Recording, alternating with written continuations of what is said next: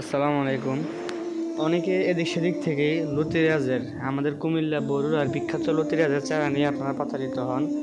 তা আমি বলবো, আপনারা যশোর থেকে যারা আনেন, নাটোর থেকে আনেন বা কুমিল্লা বরুড়া থেকে নিয়ে যান, আমি বলবো আপনার জাতটা যেন 100% ভালো হয়।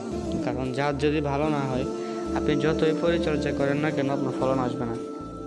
আপনার জাত আগে ভালো হতে হবে, আপনার মা ঠিক রাখতে হবে। মা যদি ঠিক হয়, সন্তানরা এমনিতেই ভালো হয়।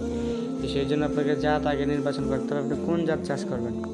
বাংলাদেশের মধ্যে লতি এবং কচু দুটোটা একসাথে খুব ভালো পরিমাণ হয়। এটা হচ্ছে কুমিল্লা বরুড়ার আমাদের বিখ্যাত এই জাতটা। যাতে 8 থেকে 9 মাসের মাথায় আপনি কাঠ কচুটাও সেল করতে পারবেন ভালো একটা অ্যামাউন্টে। আর হচ্ছে লতা টানা 9 থেকে 10 মাস লতা দিবে একরকম, এমন পরিমাণে লতা হয় যে আপনি বিক্রি করে শেষ করতে পারবেন না। আমরা নিজেরাই বীজতলা তৈরি করি, চারা সেল করি, বীজের চারা, এবং আমরা নিজেরা এগুলো রোপণ করি।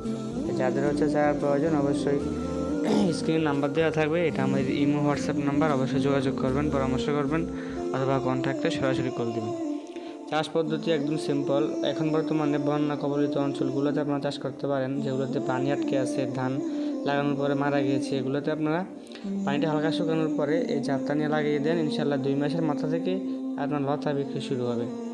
বন্যার জন্য পানি আপনার জমি খালি রাখবেন না। আপনারা এখন একটা কিছু করেন, আমাদের এদিকে দিন দিন কৃষকরা ধানের জমিগুলোতে ধান বাদ দিয়ে লতিরাজ চাষ করছে। কারণ কি?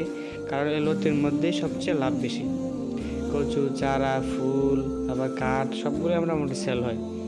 চারা তো আপনি মিনিমাম 1 বিঘা জমি থেকে যদি চারা সেল করতে পারেন, আপনার 1 থেকে 1.5 লক্ষ চারা আপনার হয়। এটা মিনিমাম হিসাব দিলাম আমি।